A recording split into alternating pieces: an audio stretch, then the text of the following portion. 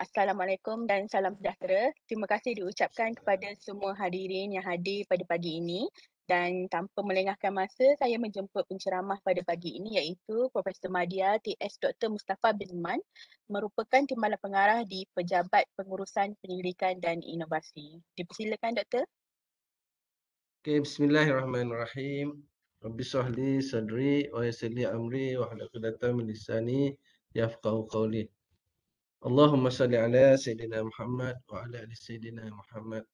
Okay, Assalamualaikum warahmatullahi wabarakatuh dan selamat pagi. Terlebih dahulu saya ucapkan ribuan terima kasih kepada pihak PBR, Nurul Adila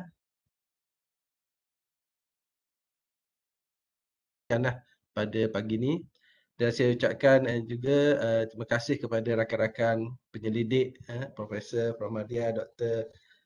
Dan tuan-tuan dan puan-puan yang saya kasihi sekalian.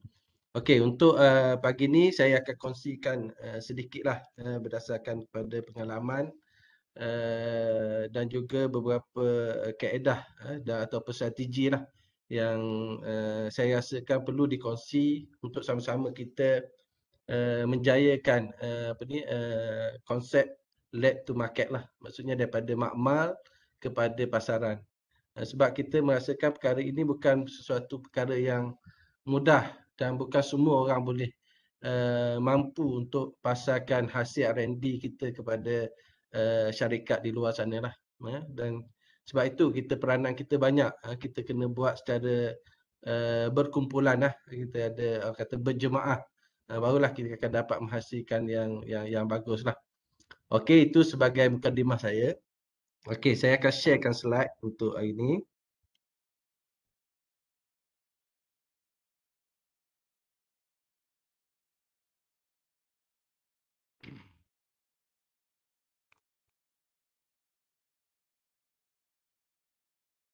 Okey, boleh nampak .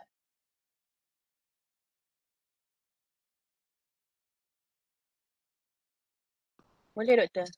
Okey. Okey, tajuk kita adalah hasil R&D dari makmal ke pasaran lah.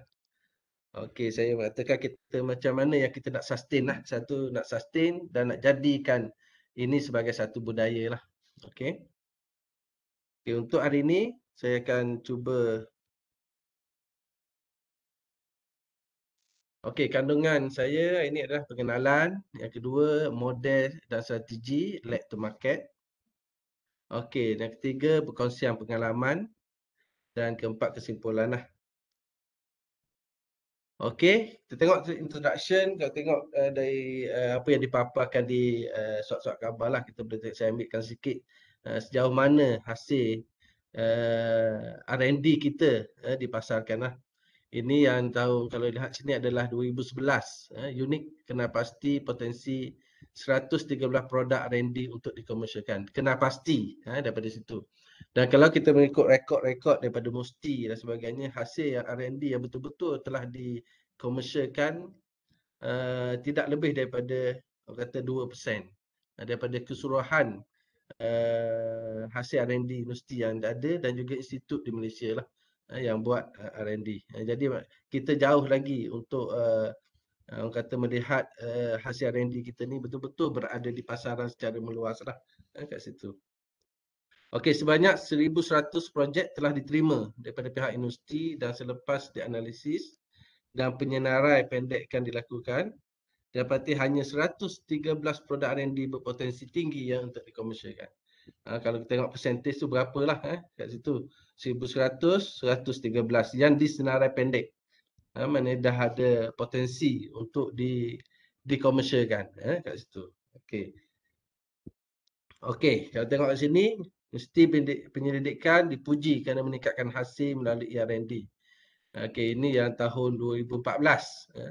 Sejak tahun 2007 sehingga tahun lepas, mana 2007 lah, 2014 kerajaan telah meluluskan peruntukan sebanyak 50 juta investment dan 90.8 juta setahun di bawah peruntukan mengurus kepada setiap universiti pendidikan membabitkan 2.33 bilion.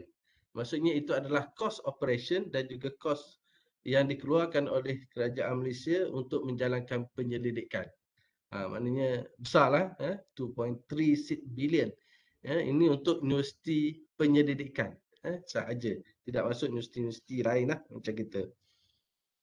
Okey, ini kalau kita lihat bila ada isu berkaitan dengan COVID-19, okey, UPM, saya pun dijemput juga untuk menyertai satu grup lah di sana, iaitu sebanyak 15 million allocated for vaccine R&D, CRHAM.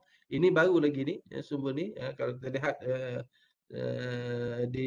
dimaklumkan ni, dan UPM salah satu penerima geran yang besarlah yang ni, big project untuk tengok dari segi vaksin R&D berkaitan dengan COVID-19. Okey, kalau kita merujuk kepada laman web UMT, sesawang UMT, kita tengok berita-berita yang dipaparkan banyak juga berkaitan dengan hasil R&D. Dan kalau kita lihat yang seterusnya, okey, yang kita dah daftar sekarang ni, ini 124%, increase. Kita banyak, sebab apa? Kita nak mengejar pada MyRA dan banyak kita hasil-hasil R&D kita di IP kan, didaftarkan sebagai harta intelek, sebagai satu pembudayaan. Dan sekarang ni pihak sekarang ni PPPI Kerin dah tukar kepada Pejabat Pengurusan Pendidikan. Jadi 3P 1I lah kita panggil sekarang, PPPI kat sini, dan kita di bawah satu Timbalan Pengarah Dr. Cairo telah bergerak ke depan untuk membangunkan startup dan juga mengenal pasti produk-produk UMT yang boleh dikomersialkan pada situ. Kita dah buat strategi barulah. Kita fokus mana-mana produk yang betul-betul boleh dikomersialkan, kita kena ambil dan bangunkan startup company dan kita cuba menjana pendapatan daripada hasil R&D yang kita buat menerusi IP yang telah didaftarkan. Okey, ini salah satu projek yang dibuat awal tahun baru ni, UMT dan Paman Niaga collaborate to promote stainless bee honey. Ini pun salah satu. Okey, yang ni salah satu produk ni Dr. Wahid Riani, food product to penetrate international market kat sini. Be ready ya. Sini okey, ni salah satu research juga saya nampak yang berpotensi di mana kita mempunyai kepakaran-kepakaran yang ada di universiti berbagai bidang yang boleh diguna pakai oleh komuniti ataupun agensi-agensi kerajaan yang lain yang menggunakan teknologi ataupun pendekatan-pendekatan yang hasil daripada kajian di universiti.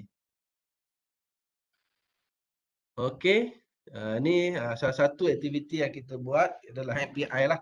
Kalau you tengok kat MPI ni, memang setiap tahun kita menganjurkan di mana kita mengenal pasti produk-produk yang bagus untuk dikomersialkan. Okey, kalau ni di antara saya ambil ni adalah 2018 yang menang Grand Award situ, anugerah khas adalah Auto Counting Mosquito Egg. Ini bawah Dr. Wanura sebagai lead dan saya salah seorang ahli jugalah kepada projek tersebut. Okey. Okey, selain daripada universiti, kita tengok juga agensi-agensi lain seperti LKM, Lembaga Koko Malaysia, sasarkan hasil 10 inovasi baru, IoT dan AR 4.0. Okey, jadi sekarang ni kebanyakan agensi-agensi ataupun syarikat-syarikat telah mengorak langkah dengan penggunaan teknologi sama ada Internet of Things yang relate dengan IR 4.0. Dan sekarang ni kalau kita lihat banyakkan produk-produk yang ada dibangunkan telah menggunakan e-commerce ataupun pasaran secara e-dagang untuk mendapatkan perhatian dan juga dijangka meningkat berikutan pandemik COVID-19.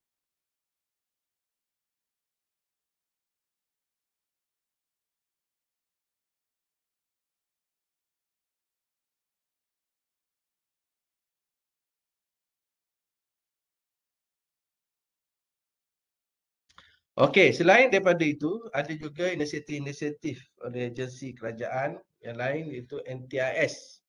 Okey, dorong perkembangan inovasi, kreativiti dan kadar pengkomersialan produk tempatan. Okey, NTIS ni adalah salah satu program sandbox dia panggil, yang dibuat untuk SME ataupun individu ataupun collaboration antara industri dengan industri untuk mendapatkan funding, pengkomersialan funding daripada government melalui inisiatif-inisiatif yang dibuat. Okey, ini adalah satu projek di bawah Magic yang ada, yang kita boleh lihat dan boleh cuba untuk mendapatkan funding untuk melakukan pengkomersialan.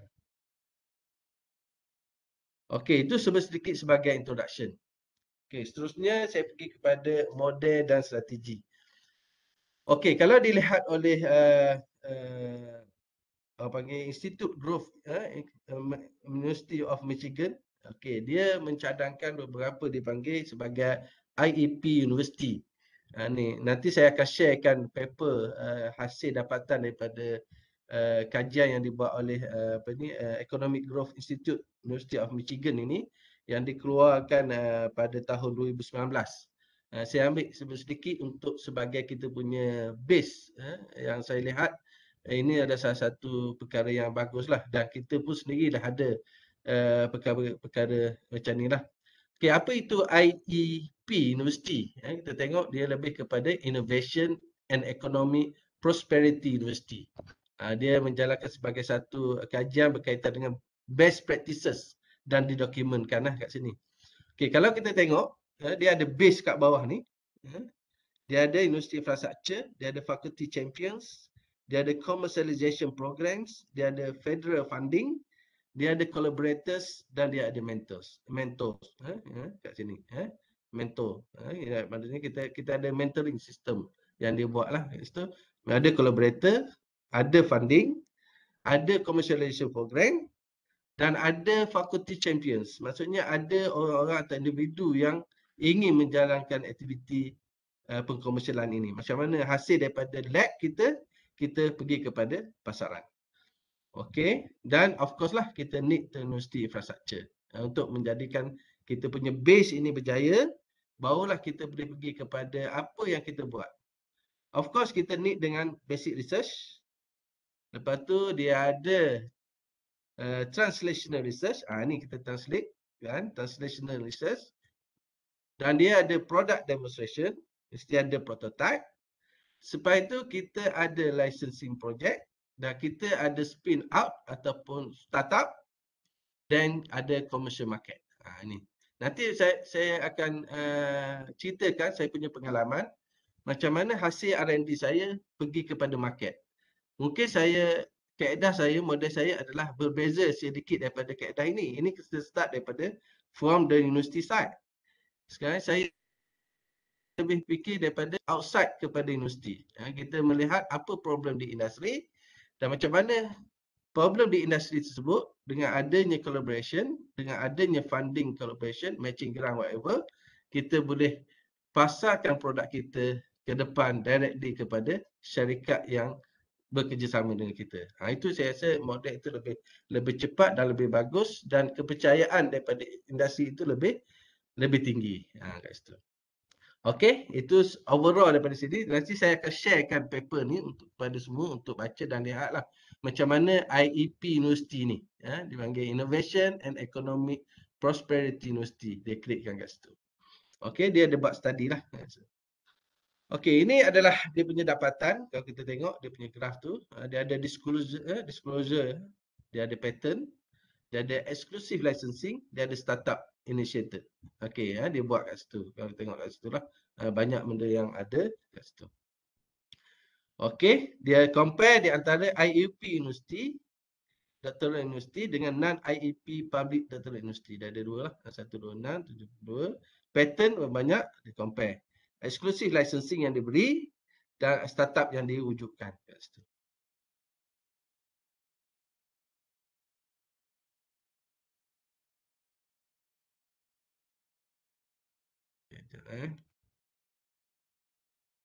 Saya alihkan sedikit. Okey. Okay, led to market best practices at Innovation and Economic Prosperity University. Pertama, dia wujudkan culture, budaya lah. Value technology innovation and led to market activities at all level through cultural norms. Dijadikan satu budaya. Itu yang pertama yang dia buat. Yang kedua, dia ada champions. Supporting led to market innovation at all levels through champions and organizational program. Maknanya jadikan satu polisi lah. Wujudkan satu polisi kat situ. Dan yang ketiga, of course lah, untuk menjayakan ni mesti ada satu insentif. Insentif yang ada, insentif and resources are vital to support technology commercialization. Mesti ada insentif. Sama ada dalam bentuk funding, grant dan sebagainya lah kat situ. Mesti ada something yang memberi kata galakan untuk menjayakan program inilah daripada lab to market. Dan yang keempat, yang kritikal juga saya rasa adalah collaboration. Focusing on partnership to foster and speed and enhance lab to market activities. Ini yang kita wujudkan startup tu. Supaya ada some collaboration di antara pensyarah kita yang wujudkan startup company dan juga ada collaboration dengan industri partner yang nak pasarkan kita punya hasil R&D ni keluar. Okey, kalau kita tengok effective led to market industry cultures, value translational research and commercialization activity as academic activities. Jadikan sebagai satu budaya kat situ. Reward commercialization activity through career advancement and public recognition. Itu yang kedua dibagi. Yang ketiga, support people, programs and innovation through funding. Maknanya mesti ada something, mesti ada funding untuk kita bergerak kat situ. Okey, proses step from led to market. Ni dia adalah. Ini pun kita buatlah biasa, kita ada disclose or provisional patent, kita buat IP dulu. Dan kita ada proses evaluation innovation, kita ada jawatan kuasa yang menilai. Dan ni market discovery. Ni kadang-kadang kita lack on this one. Kita tak ada yang ni. Okey, lepas tu kita protect, kita buat kita punya product development, licensing, prototyping and launching. Ni ada. Ni biasalah kita ada buat. Nanti saya tunjuk pengalaman saya macam mana saya melalui proses ini. Okey, bermula kita daripada grant ataupun dana yang diberikan oleh KPT ini sebagai contohlah. Kita bermula dengan fundamental research, lepas tu kita boleh layak untuk mohon PRGS, prototype, dan kita juga boleh mohon TRGS, LRGS dan others fund yang lain. Ini yang dah ada dan bergantung kepada dasar-dasar dan juga dia punya tadbir urus yang kita kena follow. Dan ada satu yang kita tambah ni adalah kita panggil dia the Malaysian Code of Responsibility Conduct in Research, MCRC. Kita panggil MCRC yang baru yang kita akan endorse, akan diguna pakaikan supaya semua penyelidik memenuhi kod etika yang menjalankan penyelidikan kat situ. Okey, kalau kita tengok sini, ini adalah grant-grant yang dikeluarkan oleh KPT. Yang mana kita boleh jadikan sebagai base untuk menghasilkan kajian yang bermutu tinggi dan seterusnya menghasilkan hasil inovasi kat situ dan seterusnya kita macam mana kita nak pergikan kepada pasaran. Okey, kita tengok seterusnya.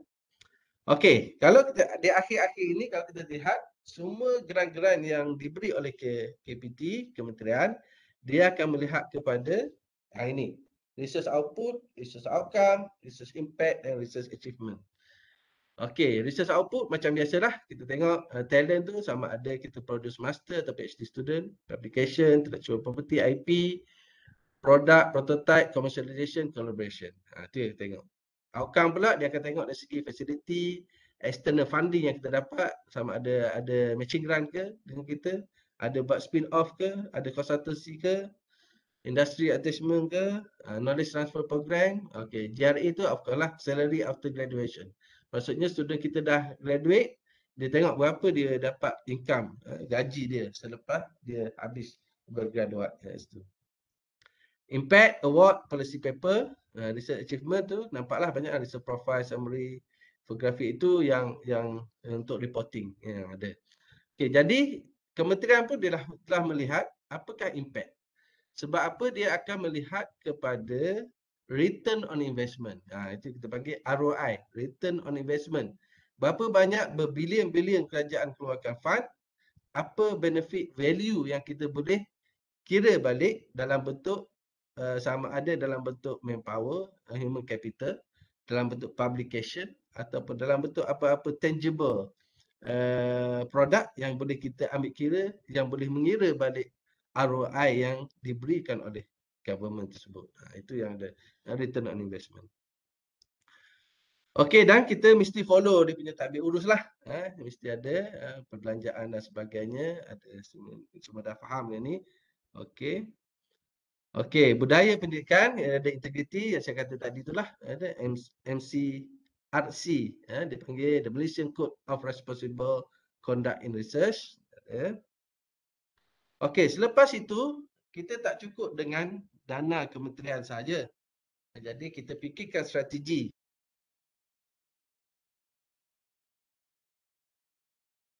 MyRA, sebab itu benchmark adalah pencapaian research adalah MyRA lah, KPT. Jadi kita dah buat satu strategi baru, itu MyRA by Design. Dengan kita mewawarkan beberapa grant lah. Sekarang ni grant kita dah wawarkan. Kalau tengok kita ada TIP RG, PPRG, IPRG dan matching grant. Ini adalah salah satu strategi untuk meningkatkan visibility kita, bukan sahaja fundamental research, tapi juga collaboration kita dengan industri dan juga antarabangsa, supaya kita meningkatkan kita punya KPI, bukan sahaja dalam bentuk grant yang diperolehi, bukan sahaja PI, tapi KPI lain yang kita hendakilah. Contoh MOA, MOU, duit yang masuk ke universiti dan sebagainya. Banyak benda kat situ. Okey, jadi kita buat itu dan kita universiti keluarkan fund untuk menggalakkan R&D dan seterusnya. Kita nak menghasilkan beberapa KPI yang kita lihatlah. Okey, kalau kita lihat kat sini, TRG, PPRG semua ni dia ada falsafah dia, tujuan yang kita wujudkan lah. Fundamental, lepas tu kita nak PPRG, nak macam mana kita nak galakkan universiti, researcher collaborate dengan industri, IPRG, universiti, UMT dengan partner di luar negara, sama ada agensi ataupun universiti luar negara, ataupun whatever collaboration lah, local solution for global problems yang kita panggil. Matching grant 1+3, kita nak menggalakkan banyak lagi collaboration, multiple collaboration, sama ada agensi, swasta, kerajaan, industri dan sebagainya untuk collaborate. At least 1+3. Mana universiti dengan 3 lagi partner. Okey, ini dia punya syarat lah. Semua dah faham lah. Dia ada maximum capex. TRG kita ada berapa?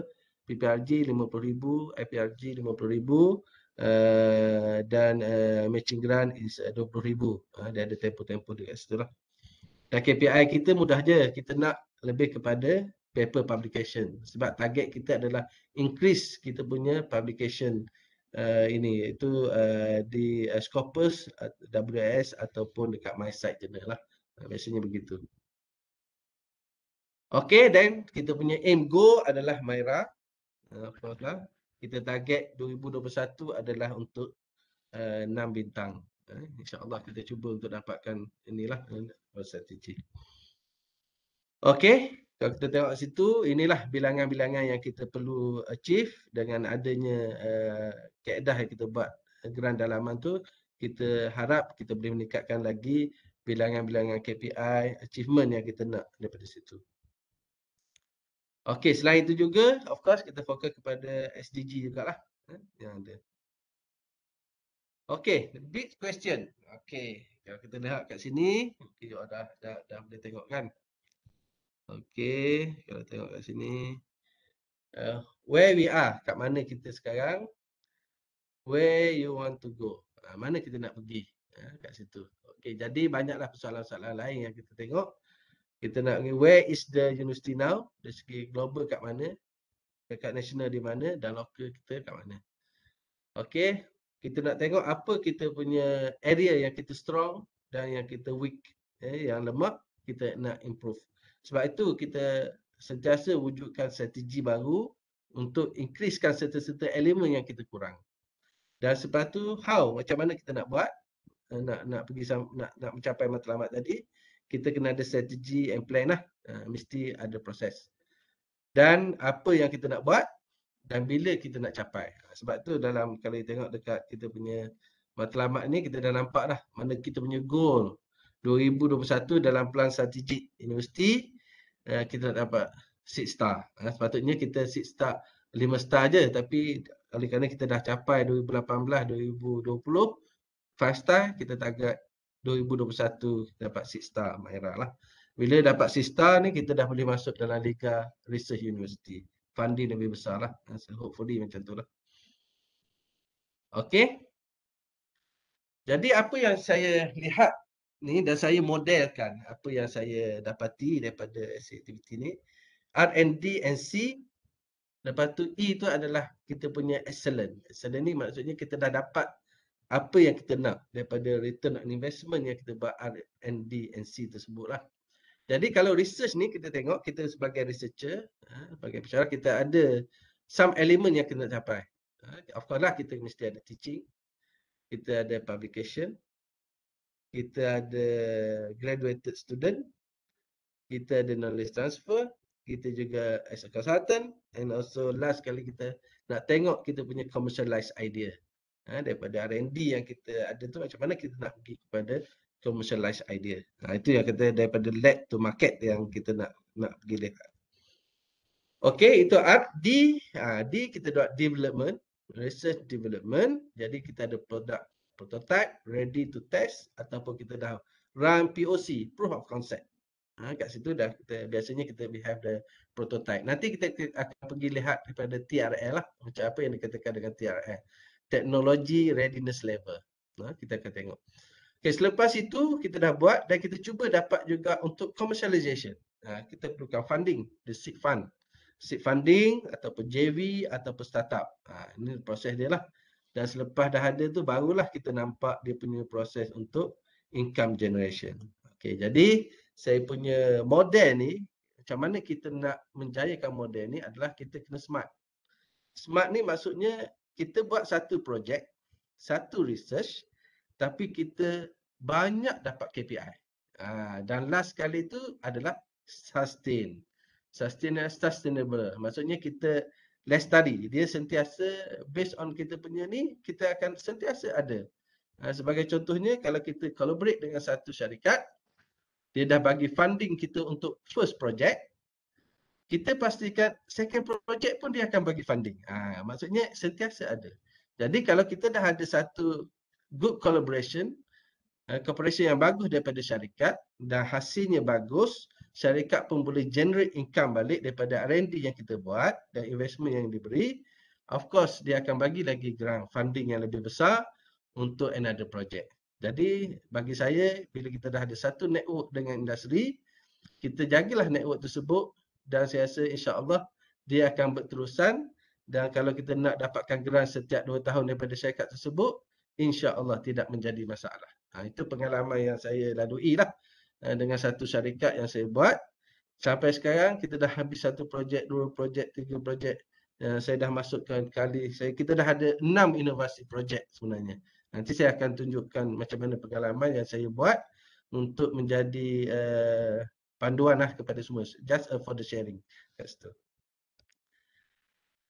Okey, kita pergi kepada teknologi readiness level. Ini amat penting. Kita buat kajian research kita, di mana kita punya level of research ataupun produk inovasi yang kita jalankan kajian tersebut, di mana dah dia berada. Okey, dia bermula TRL 1, 2, 3, 4 sampailah TRL 9. 9 tu almost launching dan you dah operation, dah boleh generate income. Itu 9. TRL 1 adalah basic. TRL 1 dengan 2 tu adalah basic technology research. Baru kita buat kajian level 1 and 2. Lepas tu kita pergi level 3, 4, research to prove feasibility. Maksudnya kita dah ada fundamental, kita do some proven kat situ, dan barulah kita develop dia punya teknologi. Level 4 dan 5. Dia berada level situ. Dan level 5 dengan 6 tu kita masuk kepada teknologi demonstration. Maknanya kita dah come out kita dengan prototype produk. Okay, selepas tu pergi pada TRL 7 dengan 8, macam mana kita develop, pergi kepada pilot kat luar lah. Tadi kita buat lab base, kita pergi keluar kepada satu site di mana kita run pilot yang lebih besar dan barulah betul-betul kita commercialize. Okey, jadi kalau kita lihat kat situ, dia punya level kat sini, dia akan naik level 9. Bumi masa yang singkat, dia akan ambil masa yang lama pada situ. Okey, jadi kita akan ada satu tempat dia panggil value of debt. Value of debt ni kita punya kajian sampai satu peringkat dah ada prototype, dia akan mati kat sini je. Kalau kita tengok kat sini, kita akan dia habis kita punya projek dekat situ. Okey, dia panggil value of debt ni, kat kawasan ni. Dia akan mati kat situ. Jadi tak boleh nak pergi ke mana dah. Jadi kita start pula dengan projek yang kedua pula. Kita akan sentiasa start dengan projek baru. Habis je sampai habis grant, habis minta mohon grant lagi. Mohon grant lagi. Jadi dia tak sustainable. Macam mana kita nak generate supaya dia sustain kat situ. Okey. Ni dia panggil value of debt. Kat sini ni adalah dia tak pergi lagi dah. Macam mana nak kick off idea kita ni pergi naik sampai ke commercial kat atas. Okey, nanti tengok saya cuba cerita sikit saya punya pengalaman nanti dah dalam session berikutnya. Okey, kalau kita tengok dari segi ni sebagai satu contoh lah saya ambil basic research, okey, daripada from lab. Teknologi push, kita tengok sini. Dia ada fundamental, kita buat calculation, formula, fundamental, test kan. Dia ada basic principle, observation, primary concept of application. Baru dia berada dalam basic research. Seterusnya kita pergi buat satu konsep study dan kita buatlah satu testing prototype. Kita generate teknologi testing, ni contohlah. Dia bagi contoh. Ni satu, kita come out dengan basic component kecil-kecil. Kita come out dengan kecil-kecil. Lepas tu kita cuba masukkan, kita demonstratekan yang kita ni dah dapat dah buat proof of concept dekat lab. Dah okey, kita carilah partner. Okey, test satu. Lepas tu test. Lebih besar lagi. Lepas tu dah combine jadi besar. Launch. Itu contoh dia lah. Dan dia bukan boleh mengambil masa yang singkat. Mungkin makan puluh-puluh tahun. 10 tahun ke. Itu research. Pengalaman saya mendengar ceramah oleh seorang profesor di UKM berkaitan dengan cili bangi. Mungkin ramai juga yang dah biasa dengan cili bangi tu. Berkita macam mana dia ambil masa daripada dia dapat start dia masuk UKM, dia start dia buat inovasi pasal cili tu, sehinggalah dia dapat profesor nak pencen, barulah cili bangi tersebut baru dapat dikomersialkan. Maksudnya prosesnya adalah agak ambil masa yang lama. Bukan senang untuk kita dah masuk di pasaran. Dan dah masuk di pasaran, apa dia punya challenge pula nak tengok kat situ. Macam mana nak maintain quality dan sebagainya. Banyak dengar, dia kata okay, macam mana orang nak cili tu masak serentak. Maksudnya dia berbuah, serentak masak. Kita pupuk sekaligus. Tak ada yang ini hijau, yang ni merah. Dia masak semua merah, semua jadi merah. Lepas tu kita nak semua cili tu semua dia tumbuh ke atas. Dia tak ada ke bawah. Dia punya macam mana nak buat? Nak buat tisu kaca lagi dan sebagainya. Banyak kajian-kajian dia buat. Biasanya tu sampailah dia dapat solid solution untuk dikomersialkan. Dan dia boleh kontrol kat situ. Itu salah satunya kaedah yang saya rasa kita melalui proses yang panjang lah kat situ. Okey. Kita take 5 dulu. Sekiranya ada sebarang persoalan, boleh hantar dekat group chat lah. Untuk saya tengok kat situ. Okey, ada sebarang pertanyaan?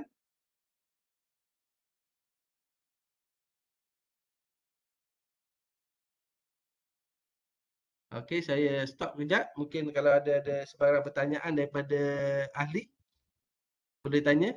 Kita ambil 5 minit dulu berkenaan dengan model yang telah dibangunkan tu. Dan sedikit penerangan berkenaan dengan TRL level, kalau nak bertanya lah pada situ. Assalamualaikum Dr. Mus. Waalaikumsalam. Sila. Okay. Saya kalau kita tengok ada bukan semua betul, setuju atau tidak, atau mungkin saya salah. bahawa Okey. tidak semua research kita boleh commercialize, atau mungkin ada cara lain, katakan mungkin pada kita tak nampak benda tu boleh commercialize. Ya, betul. Bukan Tak, semua kan? sebenarnya okey, bukan semua yang boleh ke komersial sebab kita kena faham kita punya basic adalah universiti ni adalah kita adalah knowledge generation. Kita membudayakan kajian-kajian untuk mempertingkatkan ilmu baru. Itu sebenarnya yang kita hasilkan. Selain daripada kita keluarkan talent pada situ, dan juga kita juga mencubalah kaedah-kaedah baru, metodologi baru, finding baru kan. Tapi bagi di universiti itu yang kita lihat. Tapi masyarakat di luar, kita punya stakeholders. Stakeholder ni maksudnya pemberi dana pada kita, dia nak tangible output selain daripada talent, selain daripada publication. Sebab kita nampak sekarang ni publication yang kita produce, industri kadang-kadang tidak refer, tidak merujuk kepada Scopus, WOS. Dia tak baca pun benda tu. Dia tak ambil.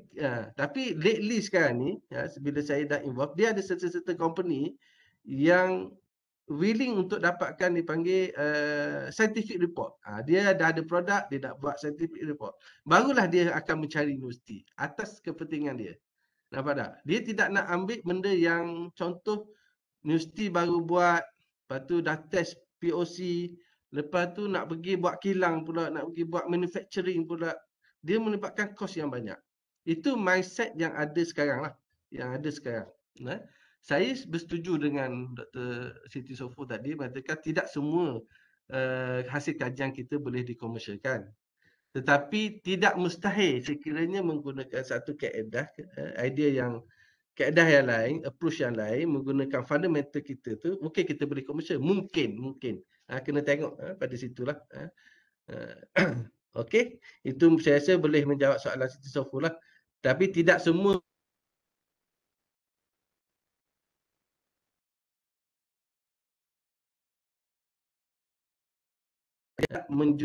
menjumpai the right partners yang nak komersialkan kita punya hasil kajian.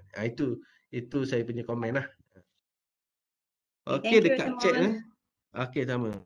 Saya tengok dekat chat daripada Ummu Atika, Dato' Ummu nak tanya, bagaimana langkah pertama untuk approach industri? Adakah kita perlu beritahu terlebih dahulu kepakaran kita? Okey. Yang pengalaman saya sebenarnya dulu. Maksudnya we have something. Maksudnya kita nak bercerita dengan orang ni mesti kita ada barang, ada produk, ada solution. Contohnya begitu. Dan sebab itulah kita menggalakkan pensyarah-pensyarah kita keluar, bukan berada dalam industri, keluar ke industri, keluar ke mana mencari. Dan pengalaman saya lah, saya ambil peluang bila saya menjadi external examiner. Itu satu, collaboration antara universiti lah. Yang kedua, bila saya suka pergi pertandingan inovasi. Kat situ banyak kita jumpa industri-industri yang willing untuk collaborate. Sebab dia mencari satu solution untuk syarikat dia, untuk produk dia. Itu yang kedua yang saya pergi. Yang ketiga adalah kita kena produce something. Kita kena ada barang dulu, tunjuk dekat dia orang. Sebab biasanya dia orang ni nak apa you dah buat. Ada tak prototype? Ada tak contoh? Katakan kita buat kuih, kita buat produk food, makanan. Boleh saya test tak? Boleh saya cuba tak? Dia nak tengok macam tu. Bukan sekadar kita bercerita, saya boleh buat macam ni, tapi kita tak ada apa nak tunjuk. Jadi pengalaman saya, kita buat dulu sedikit, ada proof of concept, kita tunjuk kat dia, dia kata boleh tak kita kembangkan lagi kaedah ni. Itu kita start collaboration, kita dah start pada situ. Itu kaedah yang saya buat lah, based on pengalaman saya. Nanti saya cerita pengalaman saya buat projek nyamuk tu, macam mana saya jumpa industri ni semasa saya buat satu pameran. Saya pergi, saya tanya dia, dan dia selepas minggu dia contact balik saya. Daripada situ kita start collaborate lah. Saya akan cerita nanti dalam slide berikutnya lah, insyaAllah. Okey, seterusnya daripada Dr. Nur Haslinda. Okey, saya ada dua soalan berkenaan dengan for indicator led to market best practices tadi tu. Salah satunya champion. Okey, boleh Doktor explain sikit macam mana nak create yang ini okey, yang soalan pertama. Soalan kedua, macam bidang sains sosial pula macam mana nak commercialize. Okey. Okey, yang pertama tu nak create champion. Okey, sebenarnya memang kita kalau di universiti ni memang bila kita dah do something PhD, kita dah ada satu kata fokus research. Setiap individu researcher ni kita dah ada fokus bidang kita. Macam saya fokus kepada database. Saya pergi juga kepada data mining. Saya pergi juga, saya punya main adalah data integration. Jadi bila kita melibatkan perkalaan data, database ni dia boleh merakumi semua aspek of bidang.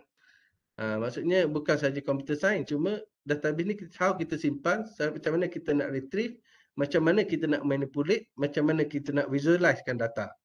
Jadi itu banyak kajian buat lah. Dan kalau dilihat sekarang ni, bila kita sebut berkenaan dengan data analitik, data analitik di sini, dia melibatkan dengan database yang kita simpan.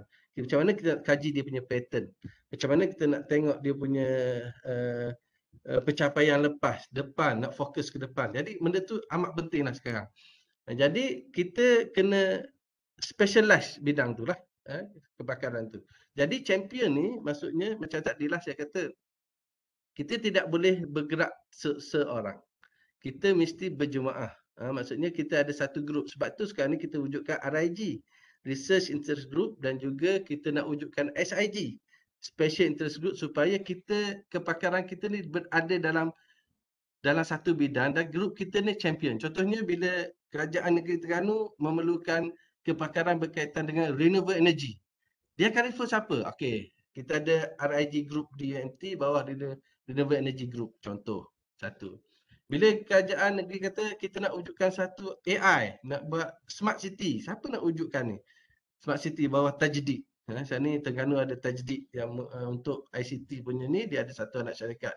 Siapa nak rujuk? Nak memberikan tunjuk ajar kepakaran berkenaan dengan teknologi tersebut. Jadi dia mesti refer seseorang pada situ. Bila sebut saja Universiti Malaysia Terengganu ICT, okey, siapa dia akan rujuk? Bila sebut saja pasal social innovation di UMT, siapa yang akan rujuk? Mesti dah ada nama. Universiti pun dah kenal siapa. Jadi nak kenal tu dari segi mana? Pencapaian kita lah. Dari segi produk inovasi kita, dari segi paper publication kita, buku yang kita keluarkan. Itu adalah recognition yang telah didokumentkan. Sebab tu saya kata best practices tu didocumented. Dah ada yang boleh dirujuk oleh seseorang yang mengiktiraf kita punya hasil kerja R&D tersebut. Itu saya boleh jawab yang soalan yang pertama lah daripada Dr. Naslinda tu. Yang kedua, bidang sains sosial pula macam mana? Okey. Kalau bidang sains sosial sekarang ni, kalau kita lihat pengalaman saya sekarang ni besok hari Jumaat ni akan start satu kursus training. Saya dijemput sebagai trainer lah di bawah satu program yang dipanggil My Upscaling di bawah HRDF Fund yang diperolehi oleh satu company lah. Okay, jadi saya yang bantu dia untuk develop dia punya sedikit syllabus ataupun co-curriculum subject tu, curriculum subject, syllabus untuk IoT dan juga AR, augmented reality dan juga Internet of Things. Jadi daripada situlah kita menjual kita punya kepakaran macam mana produce kita punya syllabus. Itu salah satunya lah. Kalau dalam bidang Dr. Aslinda, sains sosial, saya rasa modul-modul berkaitan dengan social innovation ke, apa yang based on kepakaran tu yang dia boleh rujuk. Jadi modul tu sebagai kita punya selling point. Commercialization kita tu adalah modul pengajaran tu. Itu satu. Teknik yang kita mengajar, model kita mengajar, model sosial, whatever yang menjadi rujukan kepada orang luar yang nak. Contoh counselling. Kalau bidang counselling, apa modul-modul counselling kelompok yang model yang kita boleh highlightkan di luar dalam kes-kes tertentu. Contoh kes-kes yang berkaitan dengan COVID-19 sekarang. Yang masalah masalah berkaitan dengan jiwa raga ni lah. Itu salah satunya yang akan jadi rujukan di situ. paper-paper kita lah. Dan satu lagi saya melihat ada yang telah dipublishkan oleh, saya pun ada refer juga kepada Dr. Abi Sufian yang buat satu macam mana kajian dia berkenaan dengan hasil pengomersialan R&D. Dia ada mention ada 4 elemen. Satu elemen tu adalah kita punya sikap, attitude. Itu yang satu part yang saya rujuk tengok. Apa yang dikatakan dengan attitude, sikap individu tu untuk dalam pengomersialan. Adakah dia terbuka dia punya minda dia ataupun dia terkongkong kat situ. Itu salah satu juga. Jadi orang mencari benda-benda macam tu lah. Itu saya punya pandangan lah berdasarkan dua soalan daripada Dr. Laslinda tu lah. Okey, saya rasa kita stop kat situ dulu. Saya sambung saya punya slide pula. Okey. Boleh Okey. Okay, sambung sikit lagi.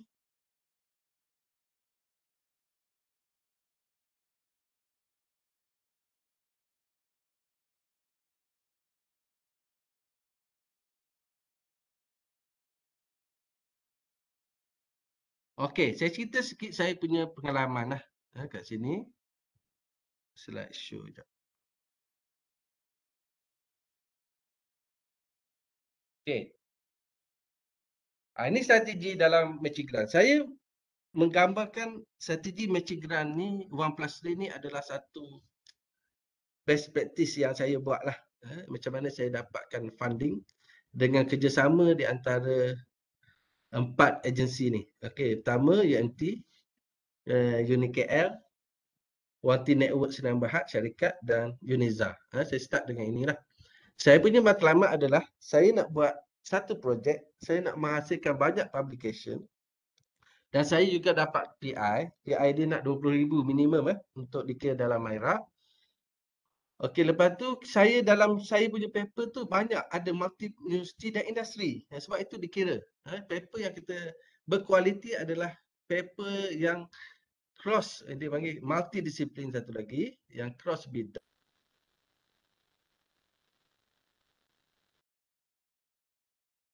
Ada dalam industri tu satu nilai yang besar. Maksudnya kita involve dengan industri. Dan kita ada 20,000 tu industri grant diberi dalam kita punya ni. Jadi kalau kita lihat kat sini, walaupun universiti keluar 20,000, kita ada total grant adalah 80,000. Kita spell out dalam kita punya agreement, MOA adalah 80,000. Dan daripada situ apa output yang kita nak selain pada publication? Of course kita nak licensing, kita ada IP. Okey, total amount grant. Dan ada lagi yang lain-lain lah kat situ. Penghasilan student, kalau ada tu paper berapa banyak. Ini contoh yang kita buat. Macam mana saya realisasikan keadaan ni? Okey. Jadi based on this one, saya start dalam 2018 saya dapat satu projek. Mula-mula saya buat yang pertama adalah UMT dengan Wanti Network saja. Satu projek nyamuk edis. Saya dengan industri. Selepas tu yang tu Wanti Network kita bagi PPRG lah. Maksudnya universiti keluar sikit. Lepas tu Wanti Network keluar duit. Jadi saya dapat yang tu total funding. First project 153,000. Second project adalah 80,000. Itu dua projek. Nampak tak? Projek pertama saya buat, dia continuous kepada projek yang kedua. Okey. Dan insyaAllah tahun depan saya akan start another projek yang ketiga. Nanti saya cerita apa next projek yang ketiga. Okey. Jadi daripada situ, KPI kita adalah kita nak produce satu PhD, 2 RA, 6 artikel, Scopus Index Journal. Itu kita punya matlamat lah. Dan kita ada IP produk dan sebagainya. Adalah kat situ. Okey. Kalau kita pergi pada fundamental research kita, ni of course lah, ni saya biasa bagi dekat student saya lah. R&D focus tu, what is the fundamental theory, apa itu problem, kita tengok who was done this research, kita buat literature, tengok gap, kita ada comparison, lepas tu macam mana nak buat, kita come up dengan kita punya new methodology.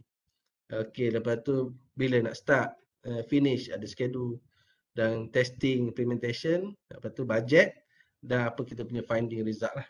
Itu biasa saya tunjuk itu supaya student saya faham lah keadaan proses kita buat kajian tu. Okey, ini yang dipaparkan. Okey, secara tak langsung bila kita dah ada my list dekat newspaper. Jadi projek ini kita start banyak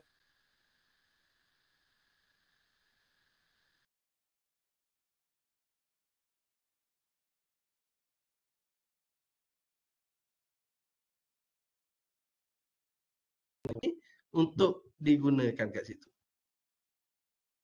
Okey, saya pun dah daftarkan saya punya arti intelek di bawah copyright 2019. Okey, ni antara paper-paper yang saya publish. Okey, ni yang diketuai oleh Dr. Wanora. Okey. Satu ni Scopus. Okey, satu paper. Paper kedua, saya buat collaboration dengan One T Network dan juga UPN. Kita keluar menggunakan saya punya tools untuk kira telur nyamuk tu. Okey, sekarang saya come out dengan satu lagi IoT, tambah baik. Kita producekan tu kat sini kita ada UniKL, ada Uniza dan ada company kat situ. Okey, then ni pun sama juga. Ni ada dua syarikat involved masuk Uniza. Di paper. Last kali saya come out dengan satu lagi, kita panggil Dengue Innovation. Ni lah, kita dah pergi kepada sustainability dah, integrated approach, macam mana nak buat. Menggunakan teknologi IR 4.0 kat situ. Kita masuk, kita collaborate lah kat situ. Okey. Ini saya buat literature review paper. Literature review ni untuk masuk MDPI. Maksudnya nak pergi kepada yang top-top journal ni, kita perlukan rakan collaboration yang besar dalam dan juga luar negara. Kalau kita tengok kat sini, kita ada School of Engineering, Taylor College. Kita ada UMT, kita ada UUM, kita ada UTM, kita ada Uniten. Kita combine berapa banyak orang tu untuk buat come out dengan satu Q2 journal dari bawah MDPI kat sini. Okey, dan daripada situ kalau tengok saya produce 1, 2, 3, 4, 5, lebih kurang 6 atau 7 paper lah berkenaan dengan projek tersebut. Dan daripada IP tersebut saya licensekan balik kepada syarikat berkenaan. One T Network tu bila kita dah hasilkan IP, dia ambil licensing kita tu. Ada 10,000 dia bayar lah. Okey. Dan saya pun dah transfer dia kepada masyarakat. Kita buat ceramah kepada ini YB Kuhasan, Esko Industri. Ini di kawasan dia lah, di Masjid Haji Kadir kita letak kajian kat situ. Bawah dia punya kawasan lah. Okey. First yang saya buat adalah saya hanya convertkan dia punya perangkap nyamuk ni ke dalam ada QR code je dia first. Dia nak letak kat mana dan sebagainya. Kita buat kat sini. Lepas tu kita ada database dia yang kedua. Yang pertama. Yang kedua saya buat, ini yang saya dapat grant. Dia bagi 153,000 untuk apps. Nak kira telur nyamuk saja. Telur nyamuk yang terperangkap dalam ni, kita ambil, kita buat calculation. Selepas itu, saya find out, bila kita buat kajian, perangkap nyamuk hilang, orang ambil, terbalik dan sebagainya. Macam mana kita nak tengok dia punya water base kat dalam ni? Okey, saya pun come out dengan IoT, Auto Detection Device. Kita buat, letak satu lagi, innovation. Okey, ini habis bahagian ni. Selepas tu, saya melihat lagi, kita kontrol di luar. Macam mana nyamuk di dalam rumah? Kita buat auto dispenser pula. Auto dispenser pakai IoT, kita boleh kontrol. Ni yang keempat buat. Selepas tu, kita kata, dia buat spray ni, semua ni spray nyamuk. Macam mana kita nak tentukan dia punya originality? Saya come out pula satu lagi teknologi, NFC teknologi. Yang kelima. Okey, seterusnya macam mana kita nak bagi awareness kepada community? Buat pula AR, augmented reality untuk budak-budak buat warna. Warna ni ada jentik-jentik belikan. Dia awareness. Ada gambar-gambar yang lain lah yang jadi predator kepada nyamuk ni. Kita buat kat situ. Jadi merakui dari satu projek saya dah menghasilkan lebih kepada 6 inovasi produk. Semua ni ada pembiayaan daripada industri, grant daripada industri daripada situ. Nampak daripada satu collaboration kita buat, dia dah percaya, dia dah trust kita dah boleh deliver, dia bagi 3-4 produk kat situ. Dan inilah hasil yang kita buat relate dengan kita punya bidang dan juga inovasi baru berkaitan dengan IoT, Internet of Things, dan juga image processing masuk kat situ. NFC technology or more on the security, originality. Okey. Ni saya dah buat. Yang saya cerita tadi yang produk yang kedua tu. Okey. Okey. Saya dah buat yang tu, saya terusnya okey. Dan saya come out pula, macam mana bila kita nak buat, sekarang ni dia orang terpaksa spray pukul 6 petang, pukul 6 pagi dalam rumah. Dan saya pun buat some modification daripada spray minyak wangi tu, dia punya apa ni, spray pewangi tu, yang auto tu, saya modify. Saya modifikan. Kita letak Wi-Fi teknologi sensor dalam ni, kita modify, kita develop some application kat situ. Ni yang kita buat ni, student saya yang buat, kita buat some modification kat situ. Okey. Lepas tu dah menghasilkan. Jadi kita ada dua buat. Satu kita buat modification on ready dispenser daripada yang sembuh pewangi pergi kepada sembuh obat nyamuk. Spray kat situ, auto spray. Dan kita control, kita buat satu database kat situ, kita control dan kita boleh monitor menggunakan kita punya handphone. Kita develop apps pula, iMOS app saya panggil. Okey, dan iMOS app ni inilah hasil dia yang kita buat. iMOS app ni kita tahu bila waktu yang kita setiap kita punya ni dia ada dia punya code, QR code, dan kita setting dia bila kita start pasang ni dan kita counting. 800 kali push, dia tengok berapa jenis level lah, push, dan bateri berapa lama tahan. Jadi kita ada indikator yang kita boleh tengok, dia akan alert user. Kalau kat rumah kita ada 4 spray, setiap spray ni ada dia punya identification masing-masing dekat mana, dan kita tahu bila dia punya percentage spray tu akan habis. Itu saya buat. Okey, daripada situ kita dah filekan lagi another IP. Copyright lagi satu untuk software. Okey, next. Ni lagi satu lah, saya come out dengan satu jurnal. Ni jurnal baru mathematics lah. Saya come out dan hantarlah satu jurnal kita support on jurnal yang baru dikeluarkan walaupun tak ada Scopus, kita hantar. Dan daripada sini, kalau you tengok, ini adalah salah satu software, ini adalah salah satu lagi ID, design. Kita boleh pergi patternkan utility design dan sebagainya.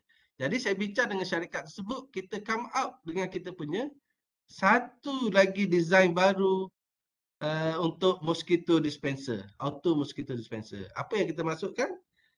Ini yang kita design, feature design kita lah.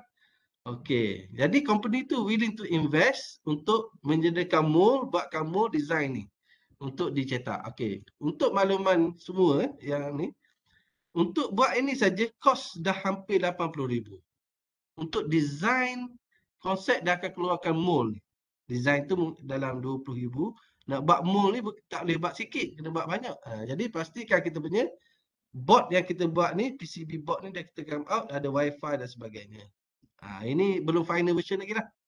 Dah ada, nanti kita akan pergi pada untuk daftar untuk IP.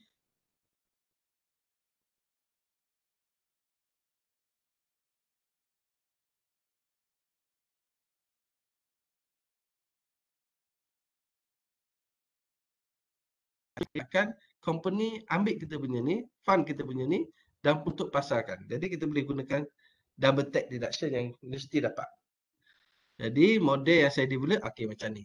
Ni contoh yang saya buat. Okey, ini yang saya bincang lah dengan beberapa, kita panggil business model lah. Kita kena ada something yang asas untuk kita bincang dengan industri.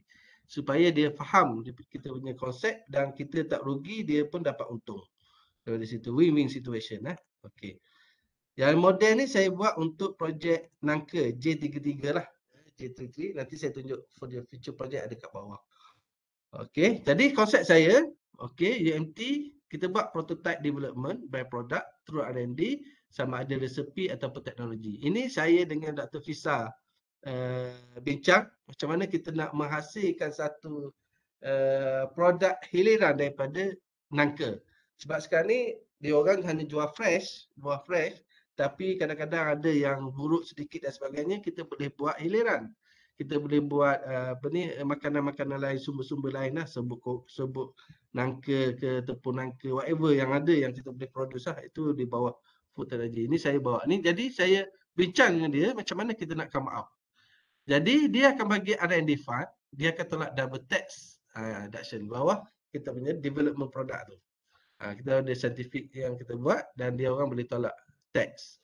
Jadi kita industri akan bagi fund, R&D fund kepada universiti, dan industri boleh dapat double tax deduction daripada lembaga hasil. Dan UMT akan hasilkan produk dan kita IP kan, dan kita lisenkan balik kepada industri. Licensing, kita akan dapat produk licensing. Nampak tak? Problem daripada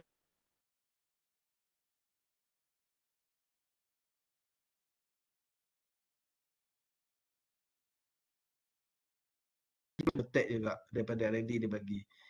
Okey, dan pada situ kita lisenkan kepada sini, dan kita dah dapat licensing dan kita dapat royalty. Ini yang kita tengok. Selagi produk tu produce, kita akan dapat royalty. Berapa persen? Itu akan tentukan lah.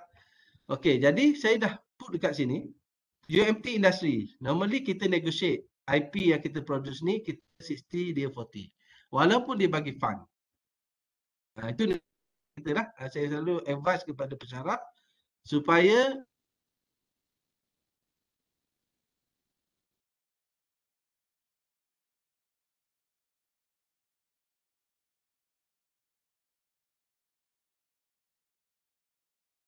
dia fair. Itu boleh negotiation. Okey, UMT license to industry commercial 10,000 K hingga 20,000 K per IP untuk 2 hingga 3 tahun. Licensing, dan kita ambil royalty 2 to 5%. Royalty gross sale annually setiap tahun. Kita ada. Ini yang kita saya put kat sini. Ini practices yang saya buat lah, yang ada yang kita buat model tu. Sebab kita ada range lah, kita boleh tak 3 ke 2 ke sebagainya. Adalah kita ada. Di cream, di apa ni, di RMIC kita ada dia punya template lah yang ada. Okay, profit UMT 30% dan inventor. Okay, contohnya selepas kita license kepada ni, duit masuk kepada universiti, kita akan dapat 70%. Kita inventor dapat 70%. Okey, inventor ni sebenarnya 70% ni pun ada orang daripada industri. Sebab dia adalah salah seorang inventor juga dalam kita punya ni. Okey, dan 70% kita bagilah dengan inventor tersebut. Dengan industri. Ni universiti dah dapat 30%. Okey. Inventor 70% divide 60-40. Based on kita punya universiti industri punya ni, kita divide 60-40 balik kepada tu. Maknanya kita dapat 60, syarikat dapat 40. Dia pusing balik kat situ. Okay, dan kita ada MOA lah. Okay, sekarang ni tengah renovation bawah tu, bising sikit. Okay, UMT benefits, kita ada soal, kita ada student, kita kena R&D fund, industry grant, matching grant, ada IP, commercial, kita boleh produce paper, buku, whatever, product innovation and others, industry training and attachment. Ni kita boleh dapat lah. Industri, double tax, and fund matching, IP pun dia dapat, paper pun dia ada nama industri dalam tu, scientific proven untuk metodologi finding kita buat, dan industrial training, upscaling lah, dapat. Staff-staff dia boleh hantar kat kita untuk dia buat upscaling. Okey, ini yang saya nampak, yang saya buat, dan industri berminat dengan kaedah ini. Dia nampak. Sebab tu kita kena selling point kita untuk led to market ni, dari produk yang kita ada, macam mana kita nak market. Sebab tu saya lebih suka kita start from the industry problem. Daripada industry problem, kajian research kita buat tu sesuai dah kehendak industri. Jadi tak adalah istilah kita shot sendiri untuk kita buat R&D pada situ. Okey, sebab tu kalau tengok sekarang ni permohonan FRGS, PRGS semua dia nak LOI, letter of intent dengan industri. Mesti wajib letak benda tu. Sebab dia nak tengok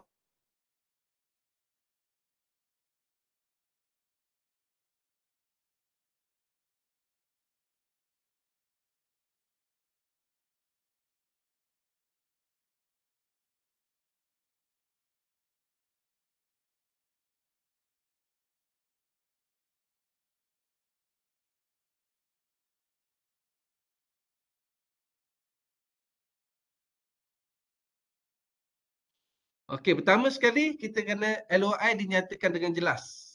Licensing fees kat situ. Okey, saya dah start dah. Saya buat new PPRG ni. Saya ada mohon satu lagi insya-Allah untuk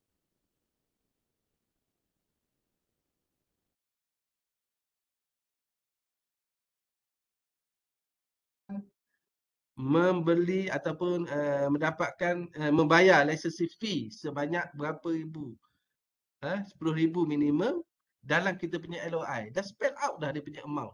Supaya benda tu jelas nampak. Sebab kita nak bahawa hasil kajian kita ni terus ada market. Yang pasarkan adalah industri tersebut yang market kan. Contoh.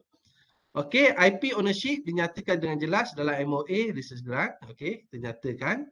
Bajet untuk licensing jelas dimasukkan dalam borang. Bahawa permohonan kita nyatakan dalam PPRG borang tu ada elemen licensing fees yang dibayar oleh syarikat, bahagian syarikat. Okey, nyatakan royalty percentage dengan jelas dalam MOA. Outcome KPI, outcome ataupun KPI pada outcome tu ada kita nyatakan dengan jelas. Okey. Working prototype, real application, ready to market. Ini kena ada working prototype. Kalau kita buat makanan boleh rasa, boleh test. Kalau kita buat apa-apa yang lain mesti come out dengan satu prototype lah. Tapi kalau fundamental grant mungkin susah. Tapi industri biasanya dia nak daripada application lah, lebih kepada applied research kat situ. Okey, yang ketujuh, apalah ini tugas saya di KRIM lah dengan tim untuk tingkatkan jumlah grant dalaman lah. Sebab kita nampak trend sekarang ni bila kita buat PPRG, matching grant dan sebagainya, dah ada apa ni orang kata collaboration dengan industri di kalangan para penyelidik dah meningkat. Menurut usaha tu dah ada dan alhamdulillah saya nampak semangat untuk dapatkan industri partner tu dah makin bagus. Culture kita dah ada. Dan bila kita dah start satu sebenarnya untuk start yang nombor 2 tak susah. Sebab kita dah ada pengalaman macam mana kita deal supaya kita dapat grant daripada industri. Okey, seterusnya itu sedikit yang saya buat. Salah satu projek saya lah, nyamuk yang saya ni. Kita dah daripada satu ke satu kita pergi. Kita berkembang lah kat situ. Okey, ongoing and incoming project lah.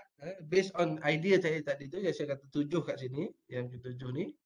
Okey, now saya come out dengan satu lagi kaedah.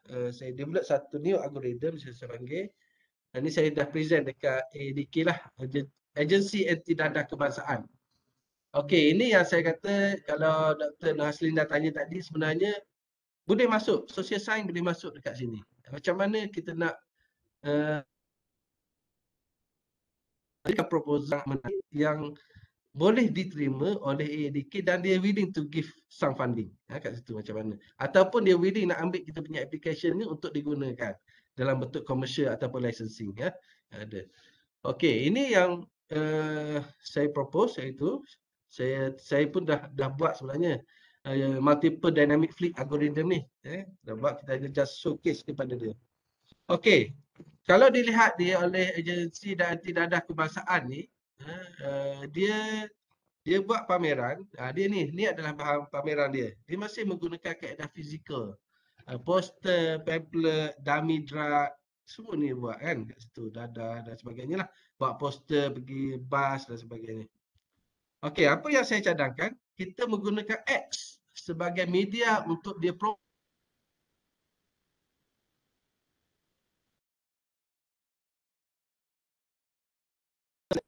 Jadi saya buat satu apps yang menggunakan dynamic punya proses kat situ. Okey, dia ada welcome page, dia ada video pengenalan, dia ada menu.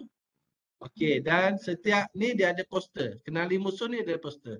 Dan poster ni banyak saya buat flip. Tu saya kata flip. Flip ni multiple flip. Dia boleh flip. Setiap flip ni dia boleh klik keluar video. Ni saya punya konsep lah. Jadi kaedah kita presenting dia punya poster, dia punya penerangan tu dalam bentuk menggunakan apps sebagai media. Okey, ini yang detail. Okey, dia boleh buat PowerPoint, dia boleh buat teks, dia boleh buat animasi. Whatever bentuk yang dia nak, kita sediakan platform tu. Kat situ. Okey. Ni yang kita dah cuba buat lah. Dan kami buat ni, dia dynamic. Dynamic maksudnya background dia boleh tukar. Ni boleh tukar, video boleh tukar, ikon-ikon ni boleh tukar, kategori boleh tambah. Kita buat dua. Satu front end punya menu, satu back end. Yang back end engine tu yang kita buat. Jadi kita pakai dua environment lah. Satu yang mobile environment, satu yang web based punya environment, back end yang belakang. Yang belakang ni lah saya menggunakan multiple fleet algorithm yang kita bangunkan dalam dua-dua environment ni supaya dia boleh bercommunicate kat situ. Jadi kita sediakan satu app tu sekali saja, tapi konten tu dia boleh masuk bila-bila, dia akan automatic tukar dekat dia punya apps. Itu yang kita buat dynamic. Itu saya kata dynamic lah. Okey, ni back engine yang kita buat. Ni kita bangunkan. Dia ada dashboard dia dan dia ada background. Okey, contoh. Ni background dia boleh tukar. Primary background, secondary background, third background. Dia boleh tukar. Dia boleh edit, boleh tukar background bila-bila masa. Dia kata dah pakai 6 bulan, tukarlah background. Dia update lah. Dan dekat apps tu akan automatically update. Okey, ini yang dia masuk. Okey, background. Okey, tukar. Okey, dan YouTube kita pakai link je. Dia punya sebab bahan-bahan dia dah ada kat YouTube. Kita link ke YouTube kat situ, kita display saja dekat dalam kita punya apps. Okey. Ni ikon dia boleh tukar kategori. Maksudnya saya kata dia boleh tukar lah. Dia tak suka dah ikon ni, tukarlah, dia replace. Dekat apps pun akan replace automatically. Okey. Ni poster-poster. Poster ni dia boleh buat dalam bentuk video ataupun dalam bentuk audio. Audio saja, boleh cakap. Dan dia ni kategori. Poster ni ada berapa banyak. Okey, dan dia masuk.